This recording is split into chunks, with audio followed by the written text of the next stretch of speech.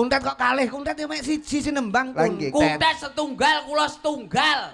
Lho, kuntet mau nembang dhewe sing tak kon nembang ki awakmu. Lah nyapa Joko Tingkir iki sinembang kok kuntet. Alah kon nembang sapa ngono lho, RT apa RW ngono lho.